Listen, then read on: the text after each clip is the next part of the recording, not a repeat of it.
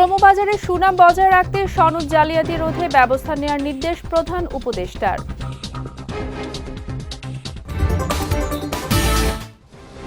ঢাকা শহরকে নিরাপদ শহর হিসেবে গড়ে তোলার প্রতিশ্রুতি তারেক রহমানের।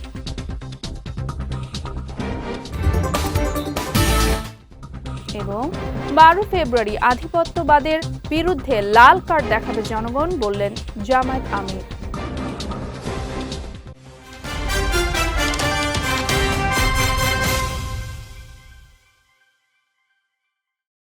আসসালামু আলাইকুম। পুষ্টিজা নিবেদিত বিজয় রাতের সংবাদে আমন্ত্রণ জানাচ্ছি আমি সাদিয়া রেজওয়ানা তন্নি। শুনছিলেন শিরোনাম, এবারে বিস্তারিত।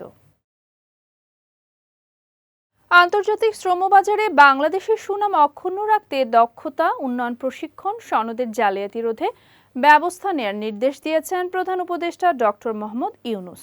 আজ রাজধানী তেজগাঁওয়ে প্রধান উপদেষ্টার কার্যালয়ে অনুষ্ঠিত জাতীয় দক্ষতা উন্নয়ন কর্তৃপক্ষের NSDA গভর্নিং বডির সভায় তিনি এই নির্দেশনা দেন। সভায় সভাপতির বক্তব্যে প্রধান উপদেষ্টা বলেন, জাতীয় ও আন্তর্জাতিক শ্রমবাজারের চাহিদার ভিত্তিতে দক্ষ মানব সম্পদ গড়ে তোলার ক্ষেত্রে NSDA খুবই ভালো ফ্রেমওয়ার্ক, কিন্তু দক্ষতা প্রশিক্ষণের সনদ জালিয়াতি ও প্রতারণার জন্য কর্মীদের সুনাম ক্ষুণ্ণ হচ্ছে। চাকরিদাতারা যদি আস্থা হারিয়ে ফেলে তাহলে দক্ষতা উন্নয়নের উদ্যোগগুলো ব্যর্থ হবে। এসব জালিয়াতি বন্ধ করতে হবে। সভায় বিগত সভার সিদ্ধান্তগুলোর বাস্তবায়ন অগ্রগতি পর্যালোচনার পাশাপাশি একটি সমন্বিত দক্ষতা ইকোসিস্টেম প্রতিষ্ঠার বিষয়ে সিদ্ধান্ত গৃহীত হয়। এছাড়া সভায় LDC থেকে উত্তরণ পরবর্তী বৈশ্বিক চ্যালেঞ্জগুলো মোকাবেলায় NSDA এর দীর্ঘমেয়াদী লক্ষ্যগুলো অনুমোদন করা হয়। যুক্তরাষ্ট্রের সঙ্গে বাণিজ্য চুক্তি পরবর্তী সরকারের জন্য বোঝা হবে না বলে মন্তব্য করেছেন বাণিজ্য উপদেষ্টা শেখ বশির উদ্দিন। আজ সচিবালয়ে সাংবাদিকদের তিনি বলেন, দেশে বিমানের ঘাটতি রয়েছে। বর্তমানে বিমান বাংলাদেশের বহরে যুক্ত রয়েছে 14টি উড়োজাহাজ। এই ঘাটতি মেটাতে আরও 25টি বোয়িং কেনার প্রতিশ্রুতি দেওয়া হয়েছিল, যার মূল্য পরিশোধ করতে হবে আগামী 20 বছরে। এ সময় তিনি জানান, যুক্তরাষ্ট্রের সঙ্গে বাংলাদেশের বাণিজ্য ঘাটতি 80,000 কোটি টাকা, যা পূরণে রয়েছে কূটনৈতিক তৎপরতা। এক প্রশ্নের জবাবে নিজের সম্পদের তথ্য জমা দেওয়ার কথা জানান বাণিজ্য উপদেষ্টা। আপনারা সবাই জানেন যে যুক্তরাষ্ট্রের সাথে আমাদের প্রায় $6 বিলিয়ন মানে 70-80 হাজার কোটি টাকার বাণিজ্য ঘাটতি রয়েছে। এই 80,000 কোটি টাকার বাণিজ্য ঘাটতি নিয়ে যুক্তরাষ্ট্র বলছে, তুমি আমার কাছ থেকে যে পরিমাণ রপ্তানি করো তার থেকে 80,000 কোটি টাকার পণ্য আমার কাছ থেকে কম কিনো। সো এই যে কম তুমি কিনছো, এটা তুমি আমার উপরে সঠিক করছো না। তারপরেও প্রায় 80-20 আমাদের রপ্তানি 80% বেশি আমদানির তুলনায়। তারপরেও আমরা যে শুল্ক অর্জন করতে পেরেছি, আপনাদের কাছে কি এটা মনে হয় না যে এটা একটা আল্লাহর বিশেষ রহমত? রমজান উপলক্ষে 18 কোটি মানুষকে জিম্মি করতে চট্টগ্রাম বন্দরে ধর্মঘট চলছে বলে মনে করেন নৌ পরিবহন উপদেষ্টা এম শাখাওয়াত হোসেন। তবে বন্দর সচল রাখতে সরকার হার্ড লাইনে রয়েছে বলে জানান তিনি। আজ সচিবালয়ে এম শাখাওয়াত হোসেন সাংবাদিকদের এসব কথা বলেন। এম শাখাওয়াত হোসেন বলেন, আন্দোলনকারীরা যেসব দাবি দাওয়া করছে তা মানার মতো না, কিন্তু রমজানকে সামনে রেখে যে কোনো মূল্যে চট্টগ্রাম বন্দর সচল রাখা হবে। যারাই বাধা দেবে তাদের বিরুদ্ধে ব্যবস্থা নেওয়া হবে। তারা এখন নতুন নতুন দাবি নিয়ে আসছে, যাতে পলিটিক্যাল দাবির মতো। ইলেকশন আর কয়েকদিন পরে ওই কনস্টিটিউয়েন্সিতে তারা একটা গন্ডগোল সৃষ্টি করছে। এটা ইলেকশন কমিশনের দেখার ব্যাপার। আমি সিইসি মহোদয়কে অনুরোধ করেছি, কারণ ইলেকশনটা যদি ওখানে ঠিকমতো না হয়, এটা নিয়ে সমগ্র দেশের ইলেকশন নিয়ে কথা উঠবে। কারণ আমরা এই সরকার অত্যন্ত স্পষ্ট, আমরা কোনো ধরনের ইলেকশন মনিটরিং বা ইলেকশন কিছু করছি না, but election has to be free and fair. এটা গভর্নমেন্টের প্রতিজ্ঞা টু দ্য নেশন। এরকম যদি করতে থাকে এবং একই সময় তারা পুরো পোর্টকে জিম্মি রাখার চেষ্টা করছে, কতিপয় লোক জিম্মি রাখার চেষ্টা করছে।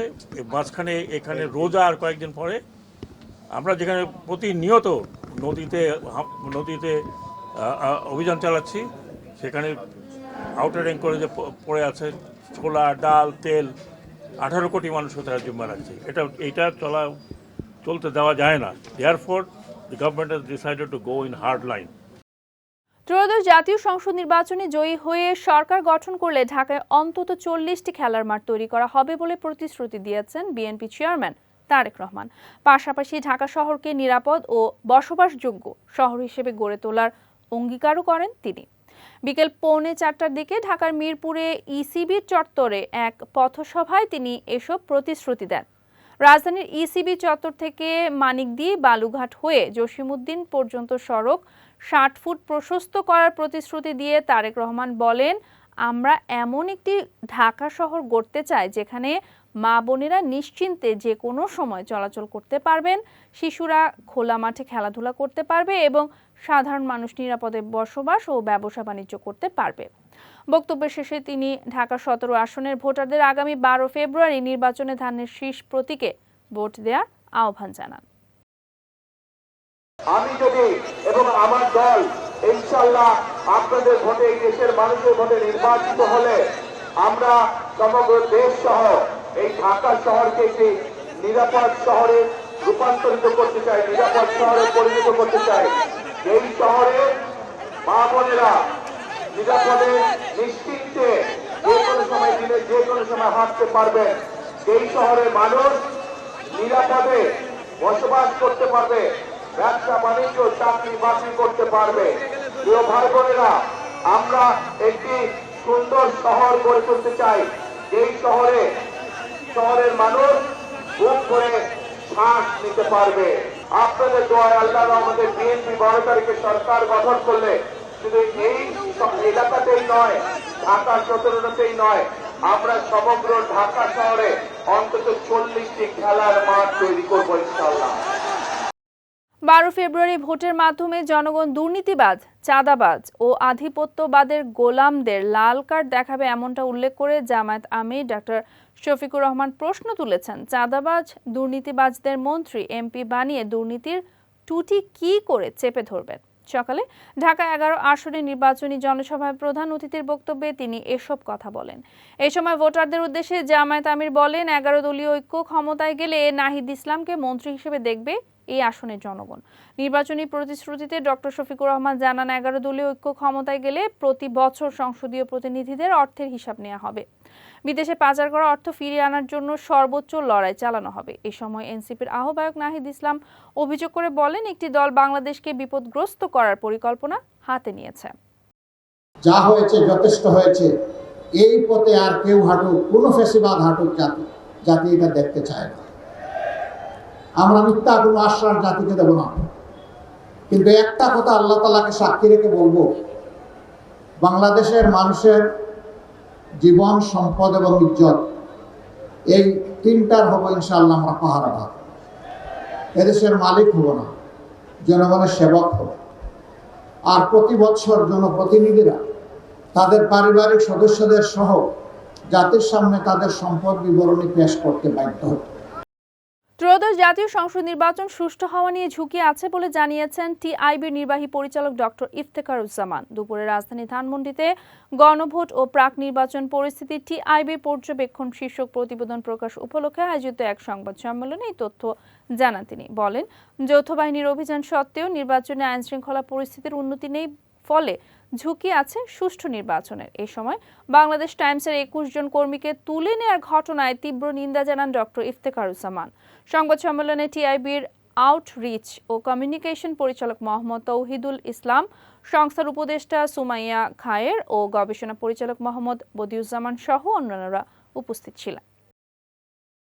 এবারে পুষ্টি চিনি গুঁড়া চাল নিবেদিত জেলা সংবাদ।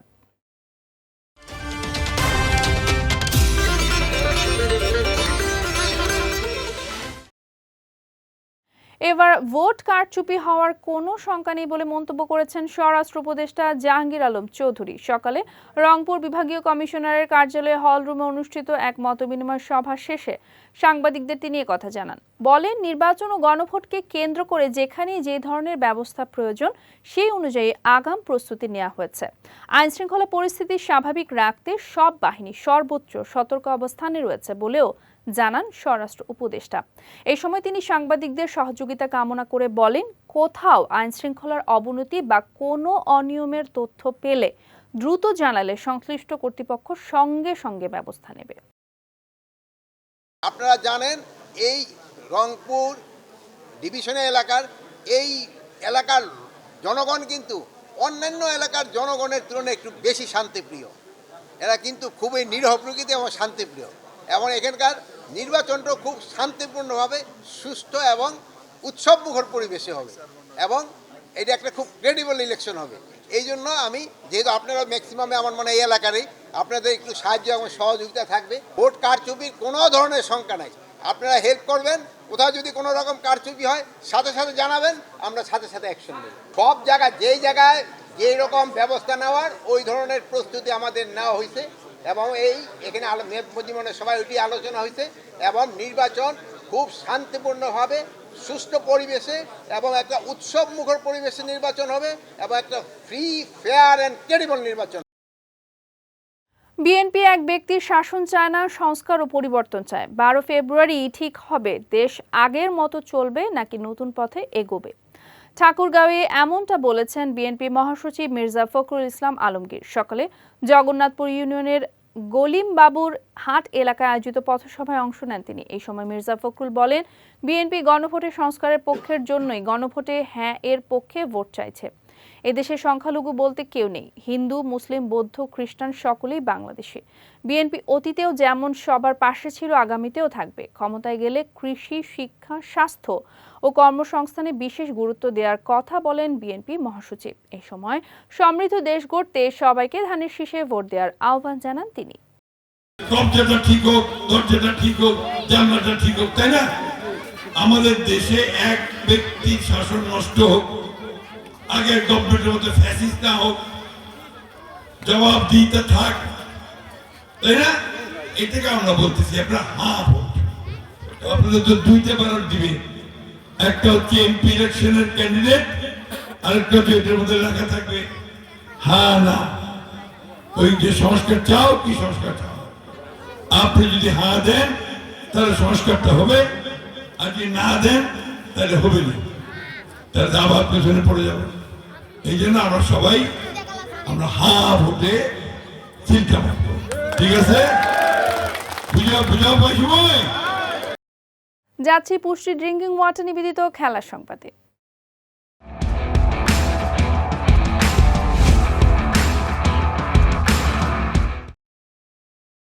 চেন্নাইয়ে জয় দিয়ে টি-20 বিশ্বকাপ মিশন শুরু করলো নিউজিল্যান্ড। আফগানিস্তানের দেয়া 183 রানের লক্ষ্য তাড়া করতে নেমে 13 বল হাতে রেখে 5 উইকেটের জয় তুলে নেয় সেন্টনারের দল। এরই মধ্য দিয়ে বিশ্বকাপের মঞ্চে নিজেদের সর্বোচ্চ রান তাড়ার রেকর্ড গড়ে অসাধারণ জয় তুলে নিল দলটি। এদিন টস জিতে ব্যাট করতে নেমে গুলবাদিন নাইবের ক্যারিয়ারের সেরা 63 রানে ভর করে আফগানিস্তান 20 ওভারে 6 উইকেটে তোলে 182 রান। জবাবে ব্যাটিংয়ে নেমে শুরুতে 2 উইকেট হারলেও পাওয়ার প্লেতে ঘুরে দাঁড়ায় নিউজিল্যান্ড। টিম শেইফোর্ড ও গ্লেন ফিলিপসের 74 রানে জুটি ম্যাচের মোড় ঘুরিয়ে দেয়। শেষ দিকে সামান্য নাটকীয়তা হলেও ঠান্ডা মাথায় খেলে নির্বিঘ্নে লক্ষ্য ছুঁয়ে দেন মিচেল ও চ্যাপম্যান। এতে করে 5 উইকেটে বড় জয় নিয়ে মাঠ ছাড়ে কিউইরা। 2026 ফুটবল বিশ্বকাপকে সামনে রেখে ইতোমধ্যেই 11 জন খেলোয়াড়কে প্রায় নিশ্চিত হিসেবে চিহ্নিত করেছেন ব্রাজিল কোচ কার্লো আনচেলোত্তি। স্থানীয় গণমাধ্যমের এক প্রতিবেদনে প্রকাশ করা হয়, বর্তমান ফর্ম ও ধারাবাহিক পারফরমেন্সের ভিত্তিতে 11 জন খেলোয়াড়কে প্রায় নিশ্চিত হিসেবে বাছাই করা হয়েছে। এই তালিকায় Alisson Becker, Marquinhos, Gabriel, Vinicius, Estevao ও রাফিনিয়ার ওপর ভরসা রাখলেও 11 জন খেলোয়াড়ের তালিকায় এখনও জায়গা হয়নি তারকা ফরওয়ার্ড নেইমারের। মূলত চলমান ফিটনেস মূল্যায়নের ফলের ওপরই নির্ভর করবে সেলেসাও তারকার বিশ্বকাপের অন্তর্ভুক্তি। এদিকে আনচেলোত্তির অধীনে এখনো পর্যন্ত 8টি ম্যাচ খেলেছে ব্রাজিল। পুষ্টিচা নিবেদিত বিজয় রাতের সংবাদ শেষ করার আগে শিরোনামগুলো দেখে নিচ্ছি আরও একবার।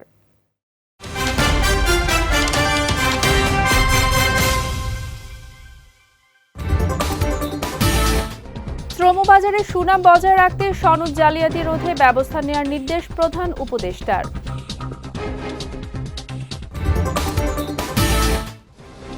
ঢাকা শহরকে নিরাপদ শহর হিসেবে গড়ে তোলার প্রতিশ্রুতি তারেক রহমানের।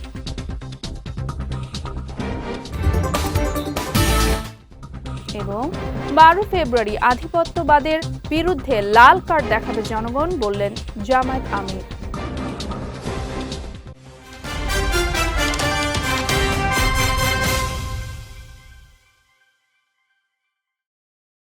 বিজয় রাতের সংবাদ শেষে আজকের মতো আমি সাদিয়া রেজওয়ানা তন্নি আপনাদের কাছ থেকে বিদায় নিচ্ছি। আগামীকাল একই সময় নতুন সব খবর দেখতে চোখ রাখুন বিজয় টিভিতে। এছাড়াও আজকের বিজয় রাতের সংবাদের ভিডিও দেখতে পারেন আমাদের ইউটিউব এবং ফেসবুক পেজে। আমাদের ইউটিউব হলো youtube.com/বিজয় টিভি অফিসিয়াল এবং আমাদের ফেসবুক পেজ হলো facebook.com/বিজয় টিভি লিমিটেড। এতক্ষণ সঙ্গে থাকার জন্য ধন্যবাদ সবাইকে।